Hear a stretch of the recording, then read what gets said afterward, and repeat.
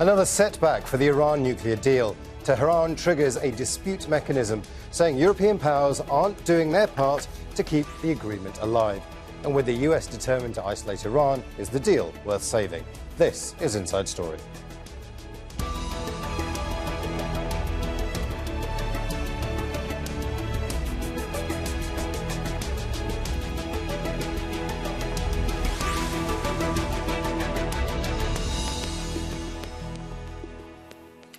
Hello and welcome to the programme. I'm Imran Khan. Iran is expressing frustration with the efforts to save the 2015 nuclear deal. It's triggered a mechanism to resolve issues with Britain, France and Germany. The Iranian foreign minister sent a letter to European leaders on Friday, accusing them of not living up to their side of the agreement. Javad Zarif says Tehran has now triggered the dispute mechanism of the agreement 6 times. The Europeans, Russia and China have been trying to salvage the deal after the US pulled out. Zarif says Washington's maximum pressure campaign against Tehran has lost international support. US actions are the economic measures of a bully. In a better word, these actions are economic terrorism. Don't think of America as a superpower. The nuclear deal was imposed on the US. God willing, history and the future will show that the deal is a document of honor for Iran, and it will be in future as well. Meanwhile, Iran is threatening retaliation after a fire at its Natanz nuclear site last Thursday. It's not clear what caused it, but officials suspect a possible cyber attack. The dispute between Iran and European signatories to the deal began after President Donald Trump abandoned the agreement in 2018 and reimposed sanctions on Iran. Tehran accused the other parties of failing to save the pact and began rolling back its commitments in July last year. After a few months later, Germany, France and the UK established a barter system known as Instex to keep trading with Iran and bypass US sanctions. But Tehran says the process failed to protect its economy and threatened to scrap limits on enriching uranium in January. The 3 European powers then triggered the dispute resolution mechanism to initiate discussions, but they later suspended it.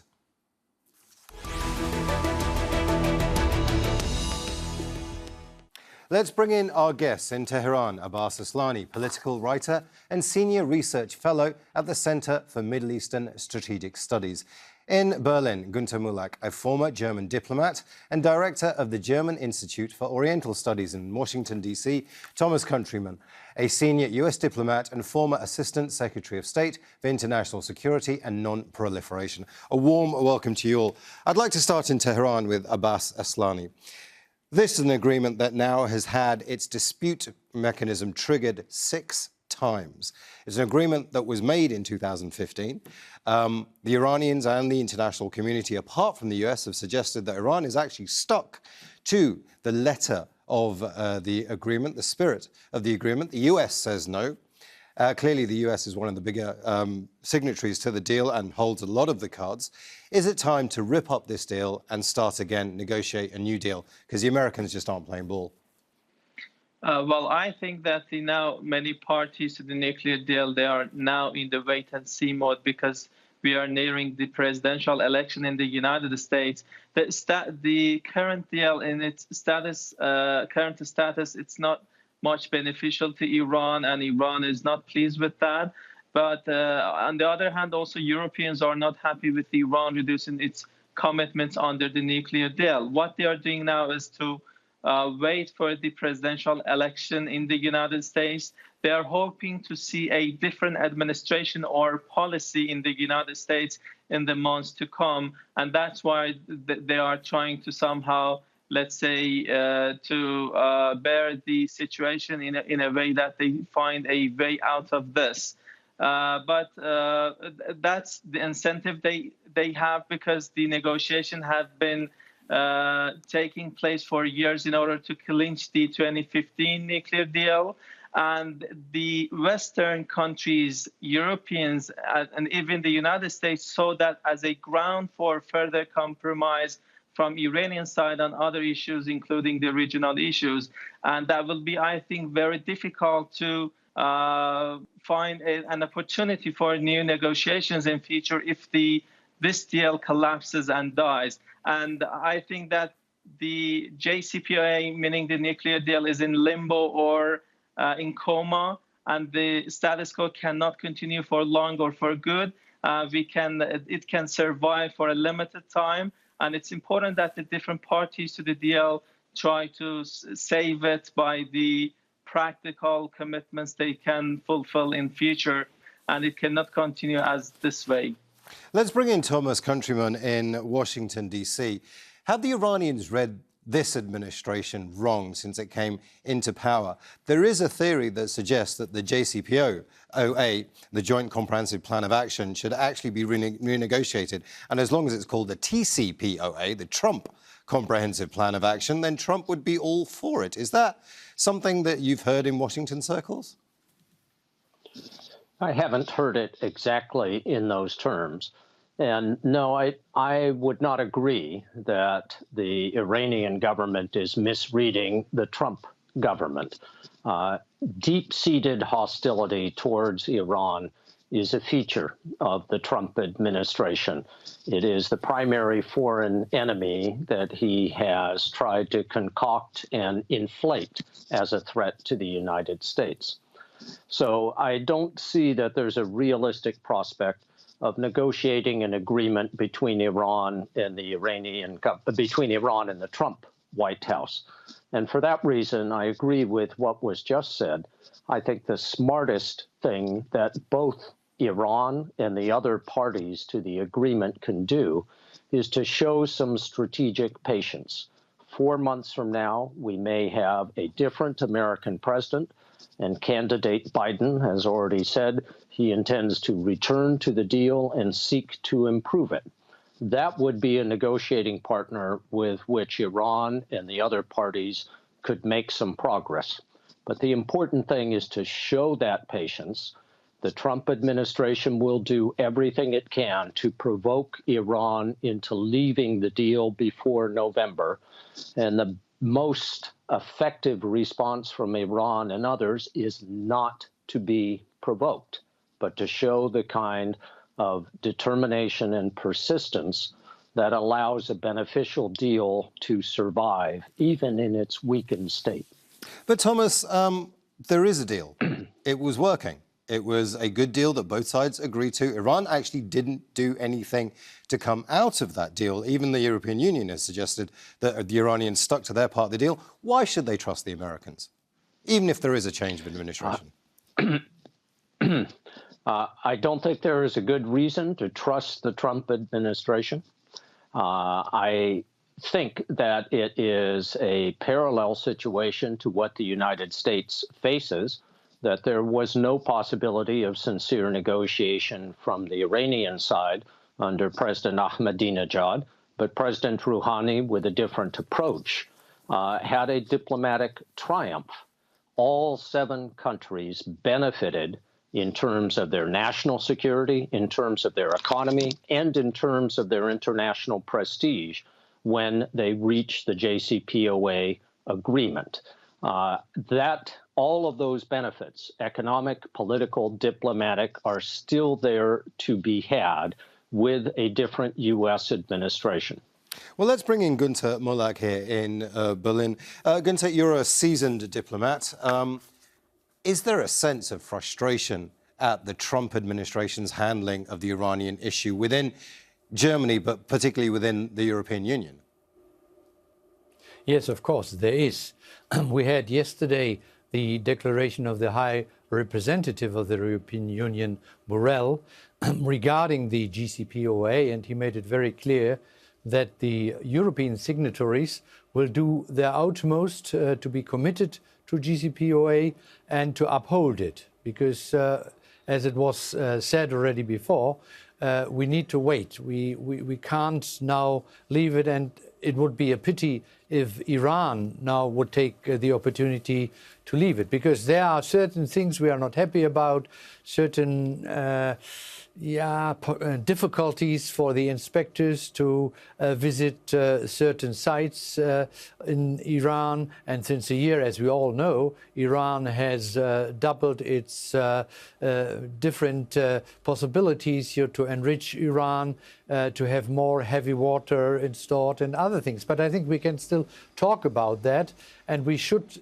overcome this period of difficulties, waiting at least until the elections in the United States in November, hoping that with a different president, inshallah, as we can say, we will have a much better playing ground than to speak seriously also about a further American engagement in the JCPOA or whatever new negotiations might take place then. But at the moment, it's very critical, and therefore we should have patience and try to do the best.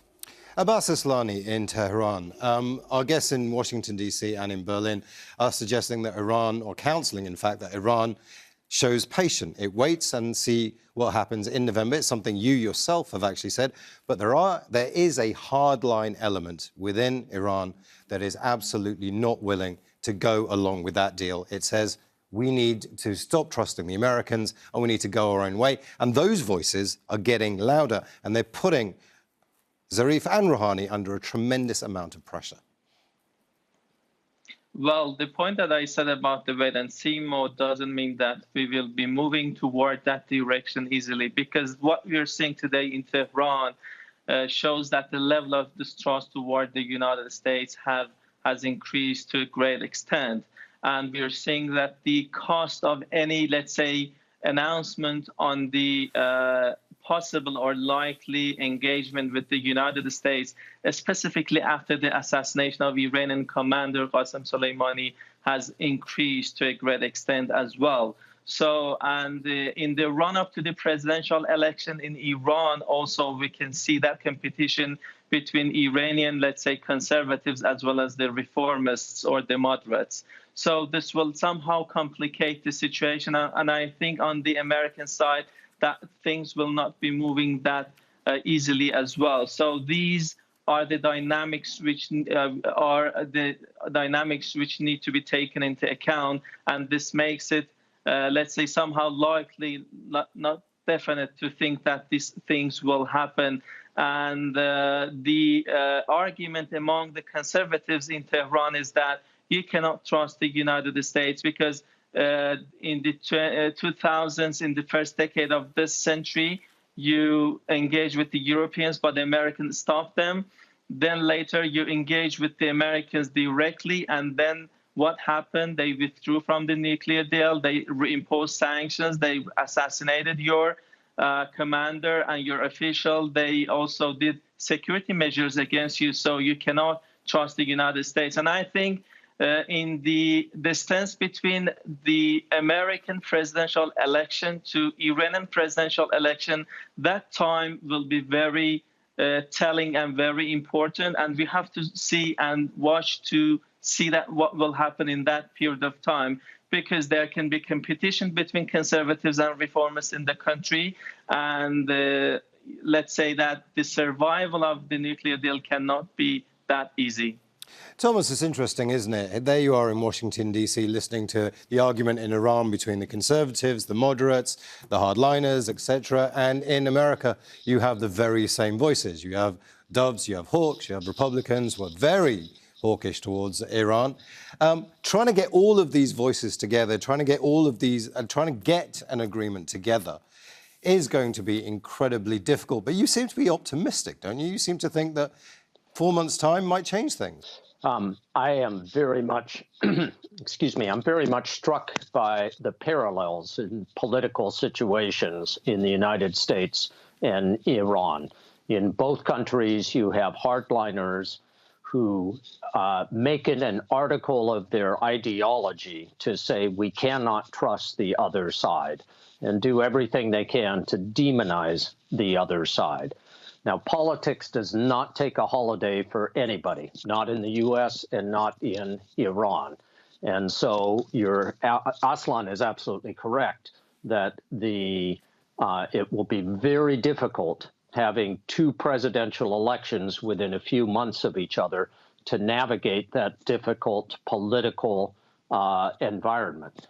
And yet, I do think that there is a significant possibility of getting back to the agreement and ultimately improving upon the agreement. But it depends upon whether the people in the two countries are prepared to reject the extremist hardliners and are prepared to prevent them from killing the deal for final in the next few months. Gunter in Berlin, it's interesting. Let's just talk about the JCPOA deal itself. The mechanism for dispute has now been triggered 6 times. Is that a fault with the mechanism that it's been triggered that many times, or is it just simply entrenched positions between the two countries, between America and Iran in this case? Well, I think it's the entrenched position. And of course, it shows that we are not 100% happy how things are developing. But on the other hand side, the confirmation by the High Representative before yesterday and yesterday by the German Foreign Office that we will do everything to maintain JCPOA and the dialogue which we have initiated in order to overcome these misunderstandings, or also the way how Iran is acting and overacting sometimes and not fulfilling now 100% the set limits which JCPOA has given. And that is something which causes some headache for us. But of course, we know it's important, it's very important to uphold this, especially in the world of crisis. We don't want a new crisis to develop neither in the Gulf nor in Iran or other countries. And we are all threatened now by COVID-19, by the pandemics. And I think it's better that we do everything to help also Iran to overcome this medical crisis, and not now just allow Iran in the struggle between both sides, the moderates and the hard side, the hardliners, to get out. I mean, that would not be in the interest of Iran, quite frankly, because there are not so many links which exist between Iran and the European Union. We as Germans have now the presidency of the European Union, even the presidency of the Security Council of the United Nations. So it is really our firm belief that we should do whatever is possible to maintain this and to talk about difficulties and find some solutions to these difficulties to be overcome. But Gunter, I will come back to you in just a second. I want the reaction here from Abbas Aslani. Zarif particularly has been very critical of the European Unions, of the Europeans generally, for not stepping up and not doing more to save the 2015 nuclear deal, the JCPOA. You've heard our guest in Berlin there say, well, actually, we are trying to save this deal. Do you think that Tehran believes that? Well, Iranian foreign minister today in parliament, he was grilled by the member of parliament because of the policy of the administration toward this nuclear deal. And it means that the elites in the country are not happy with what the Europeans have done. The Europeans, after 8 or 9 months, they came with the single and very idea of the Instex, which was a mechanism in order to compensate the withdrawal of the United States. But so far, we have not seen a major transaction by that mechanism. And after the withdrawal of the United States, Americans reimposed sanctions against Iran. So Iran saw that it cannot benefit the economic dividends of the deal. And on the other hand, they wasted time and they bought time, the Europeans, in order to keep Iran in the deal. But in action, they did nothing. But what was happening was that the economic relations of the European countries with Iran was decreasing day by day. And this caused Iran, after 1 year of patience, to decide to reduce its commitments under the nuclear deal. And according to paragraph 36 of the same deal, and Tehran thought and believed that there was no balance after the U.S. withdrawal and exit. And that's why they try to balance the deal by making some reductions in their commitments. But they have kept the inspections. I can say that more than 20% of all inspections of the IAEA is devoted to Iran. And interestingly, more than 90% of those inspections devoted to countries member of additional protocol, again, is devoted to Iran yet again. So Iran continued its cooperation with the IAEA, but it believes that there was no balance and they tried to bring back the balance. But I think this balance is somehow can be seen in a short period of time, and it cannot last for long. And there needs to be some solutions found to this problem. Abbas, I'm sorry, we are running out of time. There's another key question I want to come to all three of you with. Okay. There are ghosts in the machine here, though. It's not just the European Union, it's not just the US, it's also Russia and China. Is Iran increasingly looking toward Russia and China to be able to salvage the deal? Just very quickly, can you tell us if that's the case? Well, Iran has tried to engage China and Russia in the framework of the deal, as well as its bilateral relations with those countries, and it is hoping that it can compensate that shortage or lack through those bilateral relations with those countries. And countries like Russia, they have also expressed readiness that if mechanisms like instakes by Europeans, they become practical and they let other countries, they are ready to also use that for trade with Iran. But in action, I would say that the most of the blame has been put toward the Europeans, because on the other side, when the Americans withdrew from the nuclear deal, the Russians and Chinese, I think they were fair somehow to blame the United States. And in reaction, in the beginning, that was also the thing that the Europeans were doing. But the Europeans are now using these new recent pressure in order Abbas, to sorry to cut you off once again, but we are running out of time, and I do want to get reaction from the other guests as well. Thomas Countryman in Washington, D.C., nature abhors a vacuum. The Americans have left a vacuum, and it's now Russia and China that could well be the key players here, reducing further the US role. Is that a concern? Well, it should be a concern. Russia and China cannot by themselves save the JCPOA. And for both Russia and China, the JCPOA is not a central issue in their very difficult relationships with Washington. I agree with Abbas Aslani that the European Union is key. The European Union has tried to keep this deal alive. I don't think that they've done as much as they can, but I hope that they pursue for the next several months this approach of strategic patience that will at least keep the JCPOA on life support. Gunter Mulack in Berlin, are you worried about the about the Russia-China role? Not so much. I mean, okay, China can do something in the economy, buying oil from Iran and selling things. Russia has its own problems, economic problems.